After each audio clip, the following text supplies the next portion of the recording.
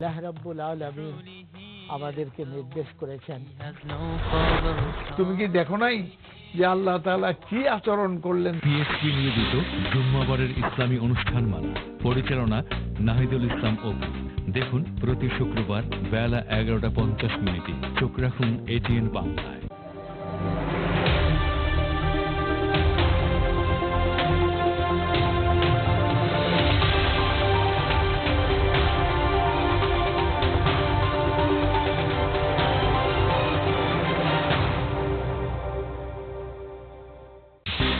এখন দেখবেন শেয়ার বাজার ও অর্থনীতি নিয়ে অনুষ্ঠান এটিএন বিজনেস অ্যান্ড ফাইন্যান্স, পরিচালনা এম.এন. আসাদ।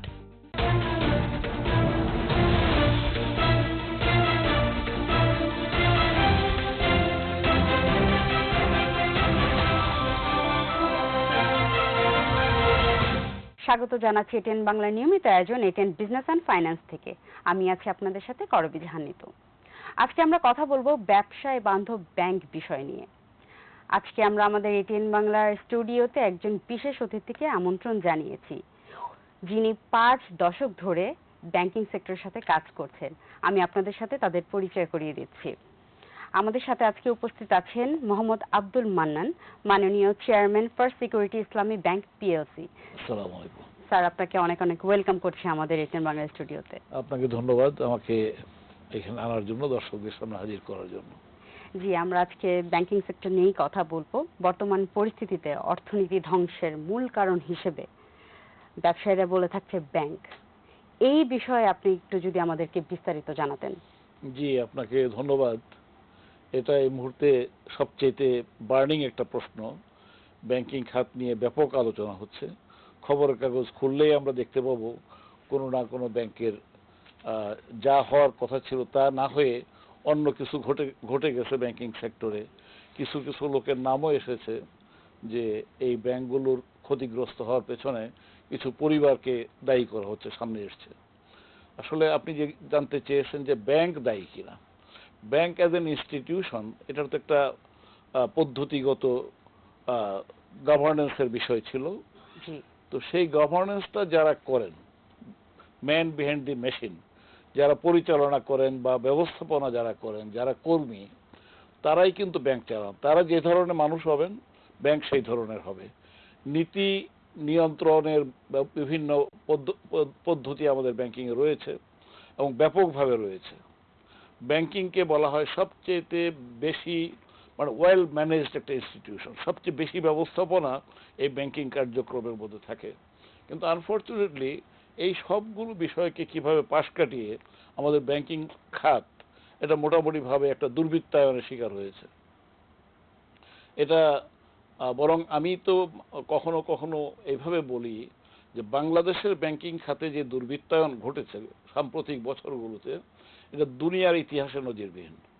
এবং এমন সমস্ত মডেল ফলো করা হয়েছে ব্যাংকগুলোকে খারাপ করার ক্ষেত্রে, যেটা দুনিয়ার শ্রেষ্ঠ বিজনেস স্কুলগুলোতে তাদের ল্যাবরেটরিতেও এই ধরনের কোনো কেস নাই যে এইভাবে দুনিয়ার কোনো দেশে ব্যাংকিং খাতকে অল্প সময়ের মধ্যে একেবারে তলানিতে নিয়ে যাওয়া হয়েছে। এদিক থেকে আমি বলবো যে ব্যাংক দায়ী কিংবা ব্যাংকের পেছনের মানুষগুলো দায়ী কিংবা ব্যাংক ব্যবস্থাপনাকে যারা নিয়ন্ত্রণ করেন, রেগুলেটরি অথরিটি, তারা দায়ী, এটা সামগ্রিকভাবে বলতে হবে, কিংবা তাদের উপরে যারা রয়েছেন। আমার কাছে মনে হয় যে গুড গভর্নেন্সের ঘাটতিটা শুধু ব্যাংকিং খাতে নয়, সমাজের বিভিন্ন জায়গাতে ঘটে গেছে। রাষ্ট্রীয় পর্যায়ে হয়েছে, সেটার প্রভাব পড়েছে অন্যান্য এজেন্সিগুলোর মধ্যে, অন্যান্য রেগুলেটরি অথরিটির মধ্যে, এবং ব্যাংকিং সিস্টেমটা তার দ্বারা ক্ষতিগ্রস্ত হয়েছে। এই দেশের ব্যাংকিং খাতকে যখন বলা হয় যে রাজনৈতিক বিবেচনায় ব্যাংক দেওয়া হচ্ছে, ব্যাংক খোলা হচ্ছে, কয়েকটা ব্যাংক লাইসেন্স দেওয়া হচ্ছে, মন্ত্রী বলছেন যে আমরা রাজনৈতিক বিবেচনায় এই ব্যাংকগুলোকে পারমিশন দিচ্ছি। তাহলে কি দাঁড়াচ্ছে? ব্যাংক যেভাবে ব্যাংকিংয়ের নিয়মে পরিচালিত হবে সেভাবে পরিচালিত হতে না দিয়ে এগুলোকে ভিন্ন বিবেচনায় মাঠে আনা হয়েছে, কিছু লোককে খুশি করার জন্য, কিছু লোকের ব্যবসা বিশেষ ধরনের ব্যবসায়ের সুযোগ করে দেওয়ার জন্য। এইভাবে যখন ব্যাংকিং খাতটাকে নিয়মের বাইরে নিয়ে যাওয়া হয়েছে, তখন এই ব্যাংকগুলো ক্ষতিগ্রস্ত হয়েছে। ব্যাংক ইটসেলফ যদি রেগুলেশন ফলো করে, নিয়ম নীতি ফলো করে, তাহলে ব্যাংক কিন্তু এইভাবে খারাপ অবস্থার দিকে যাওয়ার কথা নয়। তো আপনার প্রশ্নের জবাবে আমি এটাই বলি যে ব্যাংক নিজে নিজে খারাপ হয়নি, আমরা সবাই মিলে, আমরা যারা, আমি বলবো যে গোটা জাতি আমরা এর জন্য দায়ী। এটা রাষ্ট্রীয় মেশিনারিগুলোকে ব্যবহার করা হয়েছে, রেগুলেটরি অথরিটিকে ব্যবহার করা হয়েছে, আমরা যারা ব্যাংকার তারাও সেখানে আত্মসমর্পণ করেছি। আমি নিজে একজন ব্যাংকার হিসেবে এই জন্য আমিও দায় স্বীকার করি যে আমরা সবাই মিলে, আমাদের ব্যাংকের কর্মীরা, আমরা সবাই এটার জন্য প্রটেস্ট করা দরকার ছিল। যারা সুশীল সমাজে যারা রয়েছেন, সুশীল সমাজের দায়িত্ব ছিল, যারা বিশেষজ্ঞ রয়েছেন তাদের কর্তব্য ছিল এই বিষয়টুকুর জন্য হুইসেল ব্লোয়ার হিসেবে কাজ করা, যে খামোশ, থামুন, এনাফ ইজ এনাফ। বিগত সরকারের আমলে ব্যাংকগুলোকে যেভাবে লুটপাট করা হয়েছে, এটার কারণ কি হতে পারে? আপনি কাকে দায়ী করবেন? যে সরকারকে, বিগত সরকারকে, নাকি বাংলাদেশ ব্যাংকের পরিচালনায় কোনো ঘাটতি ছিল, তাদের মনিটরিং পলিসির কোনো প্রবলেম ছিল? আমি কিন্তু আমার মানে যে কথা বলেছি সেখানে আমি কাউকে আলাদা করিনি, আলাদা কম্পার্টমেন্টে কাউকে নিয়ে আসিনি, বরং আমি বলতে চেয়েছি গোটা সিস্টেমটা খারাপ হয়ে গেছে। আমরা সবাই মিলে যেন একটা, আমাদের ব্যাংকিং খাতের কিন্তু যথেষ্ট অগ্রগতি হয়েছিল। 1972 সালে যখন আমরা মানে স্বাধীন বাংলাদেশে একটি ব্যাংকিং সিস্টেম পেলাম উত্তরাধিকার সূত্রে পাকিস্তানের কাছ থেকে, সেটার কিন্তু আমরা একটা সুষ্ঠু ধারায় নিয়ে যাওয়ার জন্য ব্যাংকিং খাতকে জাতীয়করণ করা হয়, এবং জাতীয়করণের উদ্দেশ্য ছিল ব্যাংকিং যেন কোনো বিশেষ শ্রেণীর জন্য খাদেম না হয়ে, সেবার জন্য নির্ধারিত না হয়ে, এটা যেন সার্বজনীন কল্যাণের জন্য ব্যাংকগুলো কাজ করতে পারে। ব্যাংকগুলোকে জনগণের দোরগোড়ায় নিয়ে যাওয়ার জন্য জাতীয়করণ করে ব্যাপকভাবে শাখা সম্প্রসারণ করার সুযোগ করে দেওয়া হলো। এবং সরকার তাদের যে রাষ্ট্রের কল্যাণের জন্য যে নীতি প্রণয়ন করা দরকার, সেই কল্যাণের নীতিগুলো ব্যাংকিং সিস্টেমের মাধ্যমে বাস্তবায়ন করতে চাইলেন। এটা একটা পর্যায়ে গেল। জাতীয়করণের ফল যেটা হওয়ার, কিছুটা সীমাবদ্ধতা সৃষ্টি হলো, সেখানে ম্যানেজমেন্টের ত্রুটি বিচ্যুতি কিন্তু ওই সময়টাতেও দেখা দিয়েছিল, যে এগোনো দরকার। এরপর 80-র দশকের শুরুতে আপনার গিয়ে এগুলোকে বেসরকারি খাতে ব্যাংকিং সেক্টরকে দেওয়া হলো। প্রাইভেট সেক্টরে যখন ব্যাংকিং আসলো, তখন সরকারি খাত এবং বেসরকারি খাতের মধ্যে একটা ভালো কম্পিটিশন তৈরি হলো, এবং বেসরকারি খাতে নতুন নতুন প্রণোদনা আসলো, আইডিয়াজ আসলো, এবং সেই আইডিয়াসগুলোর মাধ্যমে জনগণের উপকার করা, ব্যাংকিংকে জনগণের কাছে একইভাবে পরিচিত, মানে জনগণের কল্যাণে কাজে লাগানোর জন্য এটা কিন্তু সেভাবেই ব্যাংকিং ধারাটাকে পরিচালিত করা হয়েছে। এবং আপনি লক্ষ্য করবেন যে 1980 সালে বেসরকারি খাতে ব্যাংক আসার পরে আমাদের এখানে রেডিমেড গার্মেন্টসের বিকাশ ঘটেছে। রেডিমেড গার্মেন্টসটাকে কয়েকটি বেসরকারি ব্যাংক মিলে কিন্তু এটাকে টেনে তুলেছে। আমি যেই ব্যাংকে ছিলাম সেই ব্যাংক আমরা এক বছরে আমরা 85টি গার্মেন্টস ফ্যাক্টরিকে আমরা বিনিয়োগ করেছি। এবং এই ব্যাংকিং খাতটা যখন গার্মেন্টস ইন্ডাস্ট্রি বেড়ে দাঁড়ালো, সেখানে একটা উদ্যোক্তা শ্রেণী তৈরি হলো। এই উদ্যোক্তারা পরবর্তীকালে গার্মেন্টসের মালিকরাই পরবর্তীকালে বেসিক ইন্ডাস্ট্রির দিকে তারা গেলেন, backward linkage, forward linkage industry তারা তৈরি করলেন, স্পিনিং মিল প্রতিষ্ঠিত হলো, ডাইং, ফিনিশিং, কম্পোজিট ইন্ডাস্ট্রিগুলো গড়ে উঠলো। এবং এই মালিকরা আবার পরবর্তীকালে কিন্তু ভারী শিল্পের দিকে, স্টিল রোলিং থেকে শুরু করে বিভিন্ন ধরনের ভারী শিল্পের দিয়ে গেলেন। বাংলাদেশে একটা শিল্পের বিকাশ অল্প কয়েক বছরের মধ্যে যেটা হয়েছে ট্রিমেন্ডাস, এবং এটা ঘটেছে কিন্তু এই ব্যাংকিং খাতের ভেতর দিয়ে। কাজেই ব্যাংকিং খাতের একটা বড় ধরনের, আমি বলবো যে আনটিল 2007 সাল পর্যন্ত বাংলাদেশে শিল্পায়ন হয়েছে, এবং কৃষিতে ব্যাংকিং খাতের যে মনোযোগ, তারপরে আপনার ক্ষুদ্র বিনিয়োগের ক্ষেত্রে মাইক্রো ফাইন্যান্স, মিডিয়াম, তারপরে এসএমই, এই খাতে ব্যাংকিং সেক্টর খুব বড় ধরনের ভূমিকা পালন করেছে, এবং হিউজ সংখ্যক, বিপুল সংখ্যক নতুন নতুন উদ্যোক্তা সৃষ্টি হয়েছে ব্যাংকগুলোর এই আপনার গিয়ে উদ্যোগের কারণে। ব্যাংকগুলো সেভাবে তাদেরকে সহযোগিতা করেছে। কিন্তু এই ব্যাপারটা 2007 সালের দিকে যখন নাকি আপনার নতুন একটা সরকার আসলো, মইনীয় আমাদের গভর্নমেন্ট, তখন কিন্তু ব্যবসায়ীদের উপরে প্রচণ্ড চাপ সৃষ্টি হলো, এবং সেই চাপটা ব্যাংকিং খাতকেও কিন্তু বহন করতে হয়েছে। তখন একটা ধাক্কা খেয়েছে, আদারওয়াইজ আমাদের গতিটা কিন্তু আরো ভালো যেতে পারতো। এরপরে আবার আস্তে আস্তে ঘুরে দাঁড়ালো ব্যাংকিং খাত। 2011 সালে এসে যেটা ঘটলো, 2011 সালে এসে আবার এই ব্যাংকিং খাতের বোর্ডের মধ্যে কারা বসবে, এই ব্যাপারে একটা পরিবর্তন আনা হলো। বলা হলো 2%-এর কম শেয়ার হোল্ডিং থাকলে একজন লোক ব্যাংকের বোর্ডে বসতে পারবে না। এটা করার ফলে সমাজের কিছু সংখ্যক ব্যবসায়ী হঠাৎ করে দেখা গেল ব্যাংকের বোর্ডের মধ্যে এমনভাবে চলে আসলেন এবং পুরনো যারা বোর্ডের পরিচালক যারা ছিলেন তারা বোর্ড থেকে আউট হয়ে গেলেন। যাদের মধ্যে স্কিল ছিল, একটা ব্যাংক পরিচালনার যোগ্যতা যাদের ছিল, সেই ধরনের লোকেরা অনেকেই কিন্তু ব্যাংকের বোর্ড থেকে আউট হয়ে গেলেন। এবং যে লোকেরা ব্যাংকের বোর্ডের মধ্যে আসলেন তারা, আমি ব্যবসায়ীদেরকে দায়ী করি না, ব্যবসায়ীরা অবশ্যই উদ্যোগের দিক থেকে তাদেরকে আমি বলি ইন্টেলেকচুয়ালি অনেক ডেভেলপড আমাদের দেশের ব্যবসায়ীরা। কিন্তু ব্যবসায়ী যখন নাকি ব্যাংকের পরিচালক হন তখন অনেক ক্ষেত্রে দেখা যায় যে তারা এক ধরনের সিন্ডিকেশন তৈরি হয়। তারা নিজেদের স্বার্থে, শেয়ার হোল্ডারদের স্বার্থে এই ব্যাংকের বিভিন্ন নীতি প্রণোদনাকে প্রভাবিত করা হয়। আবার এক ব্যাংকের মালিকরা আবার আরেক ব্যাংক থেকে, মালিক শব্দটা আমি আবার কোট আনকোট বলছি, আসলে ব্যাংকের মালিক হচ্ছেন সাধারণ ডিপোজিটররা, যারা 2% শেয়ার হোল্ডিং আছে যাদের, তারা ব্যাংকের প্রকৃত মালিক নন, কিন্তু তারা নিজেরা মালিক হয়ে ব্যাংকের সমস্ত নীতি সিদ্ধান্ত গ্রহণের ব্যাপারে একচেটিয়া হয়ে গেলেন। এর ফলে ব্যাংকগুলোতে কিছুটা সুশাসনের ঘাটতি হয়েছে। আমাদের দেশে ব্যাংক মালিকদের সংগঠন হিসেবে পরিচিত হয়েছে বাংলাদেশ অ্যাসোসিয়েশন অফ ব্যাংকস। বর্তমানে আমি এটার ভাইস চেয়ারম্যান। আমি তো ইন্ডিপেন্ডেন্ট ডাইরেক্টর হিসেবে ব্যাংকে আসছি বর্তমানে নতুন অবস্থার মধ্যে। কিন্তু তখন দেখা গেল ব্যাংক মালিকদের সংগঠন হলো এবং তারা যথেষ্ট পরিমাণে সেন্ট্রাল ব্যাংকের যে পলিসি, সেই পলিসিকে প্রভাবিত করে এমন কিছু সিদ্ধান্ত সেন্ট্রাল ব্যাংকের মাধ্যমে বা সরকারের মাধ্যমে তারা নেওয়ার ব্যবস্থা করেছেন যেগুলো আলটিমেটলি জনগণের কল্যাণে আসে নাই। এই 2% শেয়ার হোল্ডিং এর মাধ্যমে বোর্ডে যাওয়ার ব্যাপারটা, এটা হচ্ছে একটা বড় ধরনের ঘাটতি। এটাকে আমি একটা কালা কানুন বিবেচনা করি। এর মাধ্যমে ব্যাংকগুলোর আপনার গিয়ে বোর্ডের যে সিদ্ধান্ত, সেই সিদ্ধান্ত প্রভাবিত হয়েছে, বিনিয়োগ প্রভাবিত হয়েছে। বড় বড় যে বিনিয়োগ হয়েছে এগুলো এই ব্যাংকের সোকল মালিকদের মধ্যে একটা নিজস্ব আন্ডারস্ট্যান্ডিং এর ভিত্তিতে, আমি আপনাকে বিনিয়োগ দিচ্ছি, আপনি আমাকে বিনিয়োগ দিচ্ছেন, আপনার ব্যাংক থেকে আমি বিনিয়োগ নিচ্ছি, আমার ব্যাংক থেকে আপনাকে দিচ্ছি, আপনাকে 5,000 কোটি টাকা দিলাম, আবার আপনি আমাকে মাফ করে দিলেন, আমার বিনিয়োগের 5,000 কোটি টাকার প্রফিটটা মাফ করে দিলেন। এই সমস্ত ঘটনা কিন্তু এই ব্যাংকে ঘটেছে, গত কয়েক বছরে আমাদের ব্যাংকিং ইন্ডাস্ট্রিতে ব্যাপকভাবে ঘটেছে এবং এই জিনিসগুলো খুব প্রকট সংকট তৈরি করেছে ব্যাংকিং ইন্ডাস্ট্রিতে।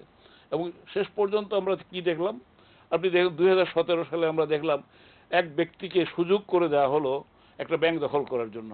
বাংলাদেশের শ্রেষ্ঠ ব্যাংক হিসেবে পরিচিত ছিল ইসলামী ব্যাংক বাংলাদেশ লিমিটেড।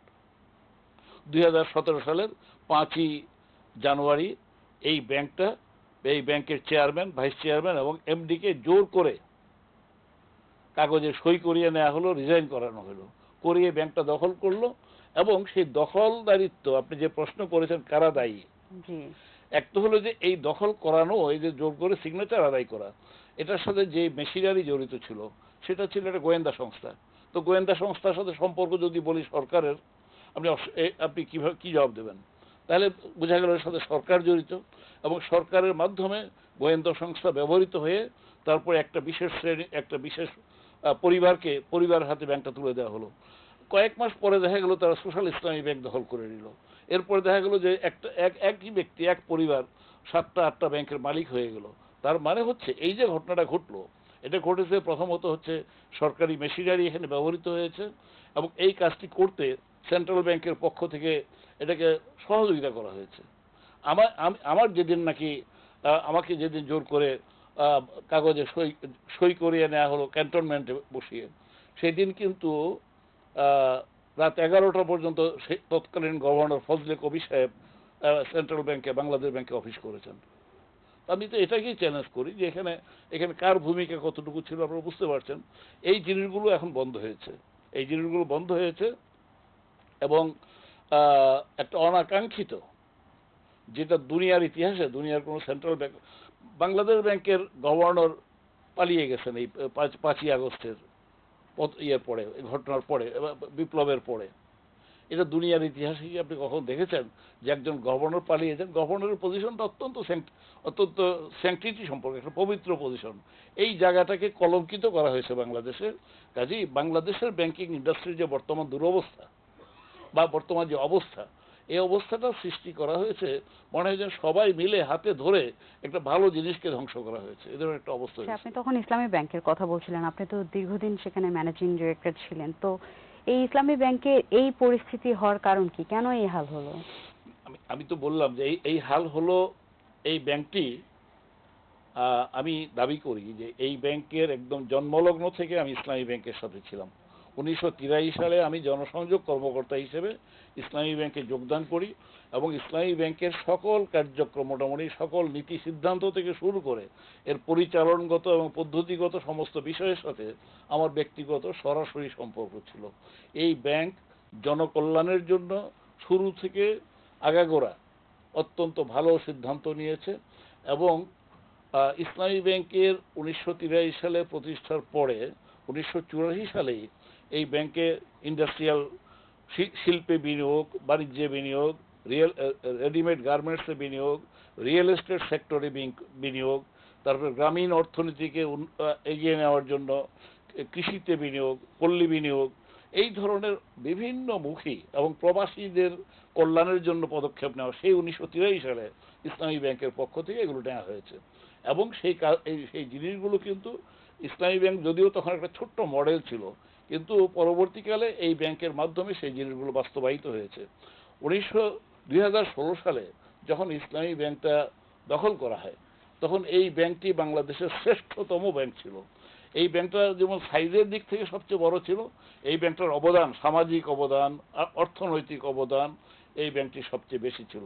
সারা দুনিয়ায় এটা টপ 1000 ব্যাংকের মধ্যে একমাত্র ব্যাংক বাংলাদেশের।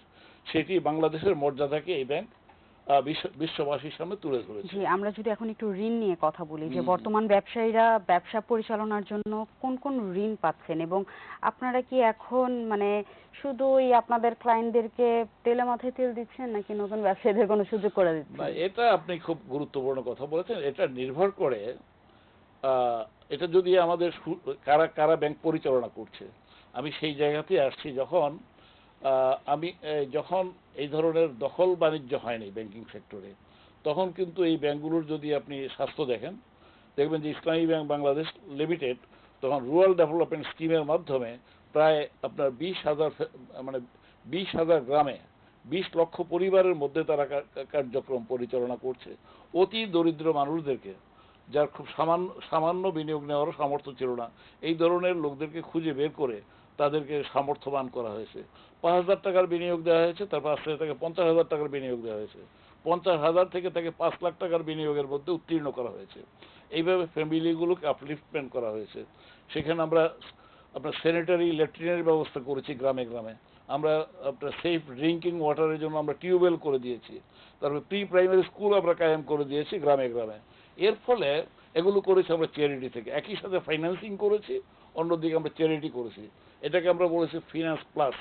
অর্থাৎ গ্রামীণ দারিদ্র্য দূর করার জন্য ইসলামী ব্যাংকের যে ভূমিকা, কিংবা আপনার যে বড় বড় শিল্প খাতে, বাংলাদেশের সব ধরনের শিল্পে শুধু ইসলামী ব্যাংক না, অন্যান্য ব্যাংকেরও এই ভূমিকাটা ছিল।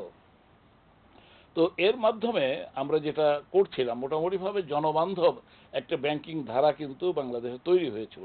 পরবর্তীকালে আমরা দেখলাম এই ব্যাংকগুলো যখন অন্য মালিকানায় চলে গেল, আমি একটি ব্যাংকের বর্তমানে চেয়ারম্যান, ফার্স্ট সিকিউরিটি ইসলামী ব্যাংক। সেখানে আমি লক্ষ্য করলাম নতুন ব্যাংকে যাওয়ার পরে যে মাত্র 30 লক্ষ ডিপোজিট মাত্র ধরেন 30 জন লোকের কাছে এটা পুঞ্জীভূত হয়েছে। আপনি যেটা বললেন যে তেলা মাথায় তেল দেওয়া, এই তেলা মাথায় তেল দেওয়া তো সাধারণভাবে ব্যাংকিংয়ের নীতি হতে পারে না। সার্বজনীন, বিশেষ করে ইসলামী ব্যাংক যদি হয়, ইসলামী ব্যাংকের পদ্ধতিটা যেমন শরিয়া মোতাবেক হতে হবে, উদ্দেশ্যগতভাবে ইসলামী ব্যাংক সার্বজনীন কল্যাণের জন্য তার কার্যক্রম পরিচালনা করবে। আর সার্বজনীন কল্যাণের জন্য যদি আপনি যান, তাহলে তেলা মাথায় তেল দেওয়া হচ্ছে ইসলামী শরীয়তের যে নীতি সম্পদ বন্টনের। সেখানে বলা হয়েছে তোমাদের সম্পদ যেন তোমাদের মুষ্টিমেয় ধনী ব্যক্তির মধ্যে কেন্দ্রীভূত না হয়, পুঞ্জীভূত না হয়। এটা সূরা হাসরের 7 নম্বর আয়াত। তো এই যেখানে অবস্থা, এটা নির্দেশনা, এটা স্পষ্ট আদেশ, এটা আপনাকে ইসলামী ব্যাংকিং এর ক্ষেত্রে মানতে হবে। তো সেখানে সম্পদ পুঞ্জীভূত করার ক্ষেত্রে ইসলামী ব্যাংক সবচেয়ে খারাপ ভূমিকা পালন করেছে, পুঞ্জীভূত করেছে। একটি ইসলামী ব্যাংকের কথা আমি বললাম, অন্যান্য ক্ষেত্রেও তাই হয়েছে। সব দিকেই দেখা যাচ্ছে কিছু সংখ্যক আপনার ধনী ব্যক্তি, একটা অলিগার্ক শ্রেণী তৈরি হয়েছে এবং সমস্ত লুটপাট, তারা সমস্ত লুটে পুটে নিচ্ছে সমস্ত সম্পদ। এই ধরনের একটা লুটের ভান্ডারে পরিণত হয়েছিল। ইস্ট ইন্ডিয়া কোম্পানি যেভাবে নাকি বাংলাদেশ দখল করার পরে এটাকে একটা মানে একটা গুদামখানা মনে করেছে বাংলাদেশটাকে। রেমিটেন্স বর্তমানে বাংলাদেশে ইসলামী ব্যাংকেই বেশি আসছে, এটা কি মুসলিম কান্ট্রি হওয়ার জন্য নাকি আপনি কি মনে করেন একজন ব্যবসায়ী হিসেবে এবং ব্যাংকার হিসেবে? খুব ইন্টারেস্টিং প্রশ্ন। আমি রেমিটেন্স সম্পর্কে আমার একটা নিজস্ব স্লোগান আছে। জি জি। আমি বলি যে বাংলাদেশ দাঁড়িয়ে আছে 3 পায়ের উপরে, 3টা আর এর উপরে। একটা আর হলো রেমিটেন্স, ফরেন রেমিটেন্স, আরেকটা আর হলো রেডিমেড গার্মেন্টস, আর একটা হলো রুরাল ডেভেলপমেন্ট বা রুরাল ফাইন্যান্স। এই 3 আর এর উপরে ভিত্তি করে বাংলাদেশ বর্তমানে সমৃদ্ধির দিকে অগ্রসর হয়েছে। যতটুকু সমৃদ্ধি আমরা অর্জন করেছি তার পেছনে 3টি আর বড় ধরনের ভূমিকা পালন করেছে। তো সেখানে রেমিটেন্স বর্তমানে প্রায় 1.5 কোটি মানুষ বাংলাদেশের, বলতে পারেন যে সব পরিবার থেকে, প্রতিটি পরিবার থেকেই বর্তমানে কেউ না কেউ বিদেশে অবস্থান করছেন এবং তারা একটা হলো যে তারা কিন্তু বাংলাদেশেরটা খান না, তারা বাইরেরটা খান, বাইরে খান, তাদের জন্য কিছু আমদানি করতে হয় না, বরং তারা আসার সময় কিছু নিয়ে আসেন। আর তারা যে ফরেন কারেন্সি যেটা পাঠান, এটা আমাদের আমদানি বিল পরিশোধের ক্ষেত্রে এটা গুরুত্বপূর্ণ ভূমিকা পালন করে। আগে আমরা আমদানির ব্যাপারে যতটা বিদেশ নির্ভর ছিলাম, এই রেমিটেন্স আয়ের কারণে আমাদের বিদেশ নির্ভরশীলতা যথেষ্ট পরিমাণে কমেছে, আমরা স্বাবলম্বী হয়েছি। আমি বলবো যে আমাদের জন্য এই জায়গাটায় একটা স্বাধীনতা, অর্থনৈতিক স্বাধীনতা আমাদের জন্য এনে দিয়েছেন এই রেমিটেন্স যোদ্ধারা। কাজেই রেমিটেন্স যোদ্ধারা কিন্তু শুধুমাত্র কতগুলো টাকার অঙ্কের নাম রেমিটেন্স নয়, বরং এই রেমিটেন্সের পিছনে রয়েছেন অসংখ্য মানুষ। এখন এটা মুসলিম দেশ বা অমুসলিম দেশ সেই হিসেবে না দেখে আমি বলতে চাই যে বাংলাদেশে যে রেমিটেন্স বিপুল পরিমাণে আসতেছে, বিশেষ করে ইসলামী ব্যাংকের মাধ্যমে যেটা আসছে, এটা কোনো ধর্মীয় চেতনার বিষয় নয়, বরং এটা হচ্ছে জনগণের যে প্রকৃত নিড, সেটা আবার এগেইন ইসলামী ব্যাংকগুলো দায়িত্ব মনে করেছে। ইসলামী ব্যাংক বাংলাদেশ লিমিটেডের জন্মের পরেই 1984 সালে এই জন্য একটা রীতিমতো বোর্ড লেভেলে, ডাইরেক্টরস লেভেলে একটা কমিটি করা হয়। সাঈদ আহমদ লুতাকে চেয়ারম্যান করে, একজন বিদেশি পরিচালককে চেয়ারম্যান করে এটা রেমিটেন্স সংক্রান্ত একটা কমিটি করে দেওয়া হয় ইসলামী ব্যাংকে। এই রেমিটেন্স, তখন থেকে রেমিটেন্স আহরণের জন্য চেষ্টা করা হয়। তখন তো একচেটিয়াভাবে সোনালী ব্যাংকের মাধ্যমে রেমিটেন্স আসতো এবং ওয়াইজ আর্নার্স ব্রাঞ্চও তাদের ছিল, এবং তখন রেমিটেন্সের জন্য মার্কেটিং করতে হতো না। কিন্তু ইসলামী ব্যাংক বাংলাদেশ লিমিটেড প্রথম রেমিটেন্স মার্কেটিংয়ের আইডিয়াটা সামনে নিয়ে আসলো, এবং রেমিটেন্স মার্কেটিংয়ের আইডিয়া সামনে এনে আমি নিজে 1995 সাল থেকে 2000 সাল পর্যন্ত মধ্যপ্রাচ্যের 6টি দেশে রেমিটেন্স মার্কেটিংয়ের দায়িত্বে ছিলাম ইসলামী ব্যাংকের। এবং আমাকে এরপরে রেমিটেন্স আমার হাত দিয়ে, আমি যদি এইভাবে বলি, আমার ইন্ট্রোডাকশনে ইসলামী ব্যাংকে 70,000-এর বেশি লোক অ্যাকাউন্ট খুলেছেন, লক্ষ লক্ষ লোক অ্যাকাউন্ট খুলেছেন প্রবাসী, কিন্তু আমার ইন্ট্রোডাকশনে অ্যাকাউন্ট খুলেছেন 70,000-এর বেশি। আমাকে আপনি ইচ্ছা করলে গিনিজ বুক অফ ওয়ার্ল্ড রেকর্ডে আমার নাম লিখতে পারেন যে সবচেয়ে বেশি আমি রেমিটেন্স গ্রাহক সংগ্রহ করেছি। এখন এই যে গ্রাহক সংগ্রহ করলাম, তার মানে হচ্ছে এর পিছনে কিন্তু রেমিটেন্সটা আসতেছে। আমরা গ্রামে গ্রামে, মধ্যপ্রাচ্যের প্রতিটি ভিলায়, প্রতিটি ক্যাম্পে, তাদের মরুভূমির বিভিন্ন মাজরায় আমরা ঘুরেছি, যেখানে প্রবাসী বাংলাদেশি আছেন সেখানে ঘুরে ঘুরে তাদেরকে আমরা রেমিটেন্স ব্যাংকিং চ্যানেলে পাঠাতে হবে, হুন্ডি বন্ধ করতে হবে, এই আন্দোলনটা গড়ে তুলেছিলাম। যার ফলে শুধুমাত্র ইসলামী ব্যাংক না, অন্যান্য ব্যাংকে ওইটার প্রভাব পড়েছে, একটা ইতিবাচক প্রভাব পড়েছে। 2012 সালে বর্তমানে যিনি পরিকল্পনা মন্ত্রী, শিক্ষামন্ত্রী ডক্টর ওয়াহিদুদ্দিন মাহমুদ, তার হাত দিয়েই আমি 2012 সালে remittance ambassador of Bangladesh award পাই। আমাকে রেমিটেন্স অ্যাম্বাসেডর অফ বাংলাদেশ হিসেবে রিকগনিশন দেওয়া হয়। তো এটা আমার ব্যক্তিগত রিকগনিশন না, আমি মনে করি যে এটা হচ্ছে এই প্রবাসী বাংলাদেশিরা যে বাংলাদেশে ব্যাংকিং চ্যানেলে রেমিটেন্স যে ব্যাপকভাবে পাঠাচ্ছেন, তারই রিকগনিশন হচ্ছে এই রেমিটেন্স অ্যাম্বাসেডর অ্যাওয়ার্ড। আমরা মার্কেটিং যারা যত ভালো করতে পেরেছে, রেমিটার যারা আছেন এবং তাদের যারা আত্মীয় স্বজন আছেন এখানে বেনিফিশিয়ারি, তাদেরকে যারা যত ভালো খেদমত করতে পারছেন, যে সমস্ত ব্যাংক, যে সমস্ত ব্যাংকের শাখা, সেখানে আপনি দেখবেন যে রেমিটেন্স বেশি আসছে। ইসলামী ব্যাংকে অত্যন্ত চমৎকার সচেতনতামূলক প্রোগ্রাম নেওয়া হয়, প্রত্যেকটা ব্রাঞ্চে গ্রাহক সেবা ডেস্ক চালু করা হয়, ওই সোর্স এন্ডে তাদের অফিসারদেরকে সেখানে পাঠানো হয়, এইগুলো করার ফলে এদের রেমিটেন্স এসছে। অন্যান্য ব্যাংকেও আমি মনে করি যে সাম্প্রতিক বছরগুলোতে রেমিটেন্স বাড়ানোর ব্যাপারে সেবামূলক কার্যক্রম বাড়ানো হয়েছে। জি, ধন্যবাদ আপনাকে। আমরা ব্যবসায়ীদের, ক্ষুদ্র ব্যবসায়ীদের নিয়ে যদি একটু কথা বলি, যে ঋণ নেওয়ার প্রক্রিয়াটা যদি আমাদের একটু আপনি জানাতেন, যে কি পরিমাণে ঋণ তারা পেয়ে থাকেন, মানে ক্ষুদ্র ব্যবসায়ীদের বিষয়ে আপনি একটু বলবেন আমাদেরকে।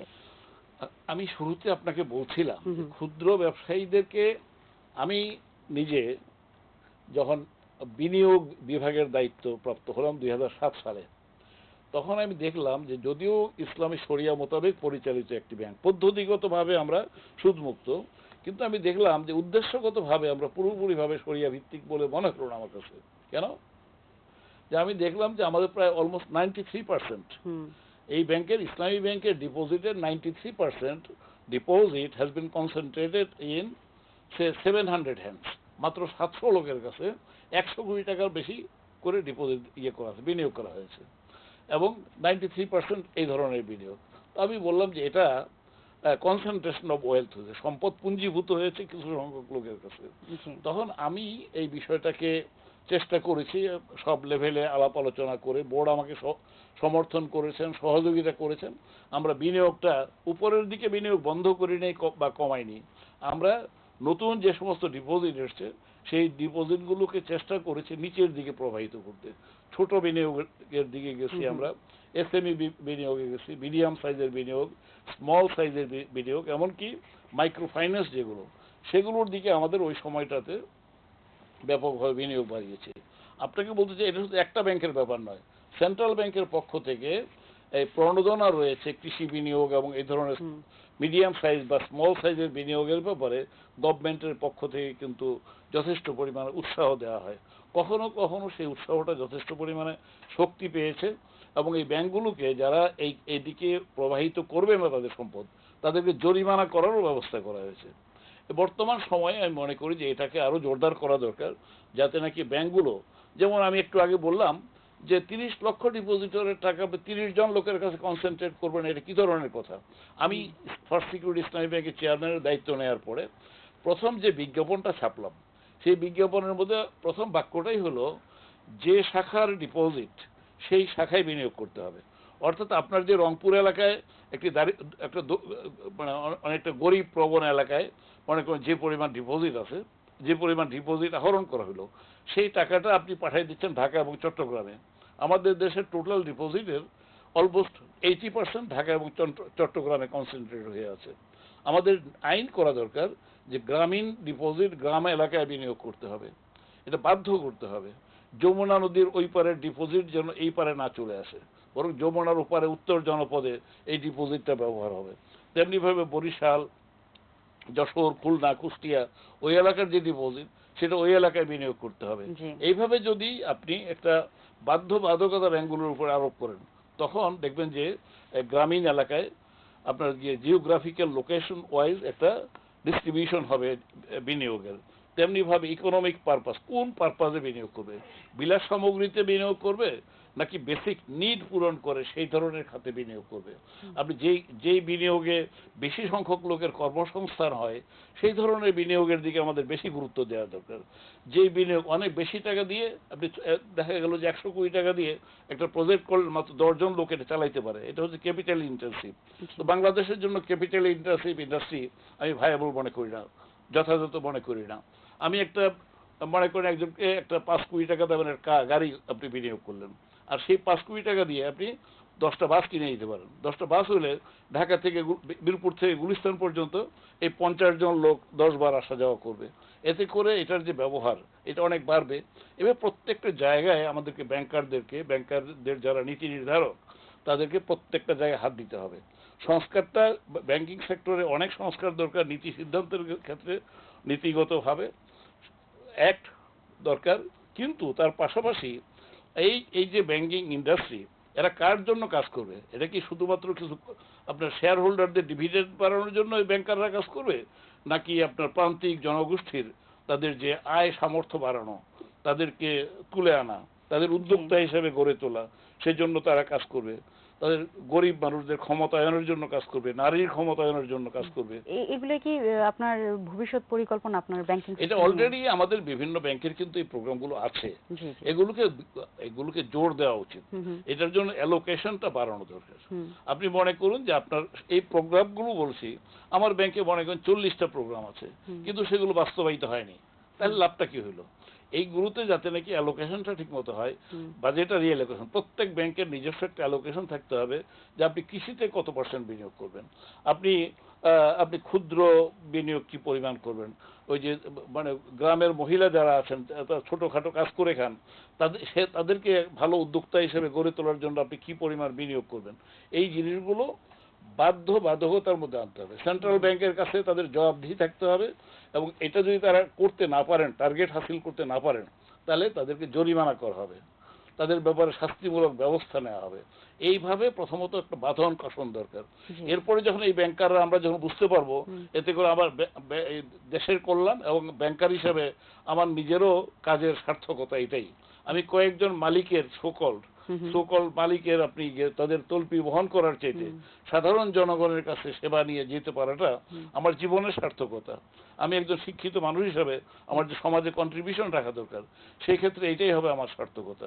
ব্যাংকাররা যদি তাদের কাজটাকে এইভাবে বুঝে যে আমি জনগণের খাদেম হিসেবে একজন ভালো কর্মী হিসেবে কাজ করছি, এই বোধটুকু ব্যাংকারদের মধ্যে আসা দরকার। জি, ধন্যবাদ আপনাকে আপনার মূল্যবান সময় আমাদেরকে দেওয়ার জন্য। আসলে আমরা স্বল্প সময়ের জন্য সব কথা বলে কভার আপ করতে পারি না, তারপর আমরা চেষ্টা করেছি। আপনাকেও ধন্যবাদ যে আমি কিছু কথা বলার সুযোগ পেলাম। এটিএন বাংলার সম্মানিত দর্শকদেরকে আমি সালাম জানাচ্ছি, শুভেচ্ছা জানাচ্ছি। আসসালামু আলাইকুম। জি দর্শক, আমরা কথা বলছিলাম বর্তমান পরিস্থিতিতে ব্যাংকিং খাত নিয়ে। আমরা যে ডিসকাশন করলাম এতে আপনারা উপকৃত হয়েছেন বা ভবিষ্যতে হবেন। আগামী পর্বে কোনো সমসাময়িক বিষয় নিয়ে আপনাদের সামনে আবার হাজির হব। ততদিন পর্যন্ত ভালো থাকুন, সুস্থ থাকুন এবং এটিএন বাংলার সাথেই থাকুন। ধন্যবাদ।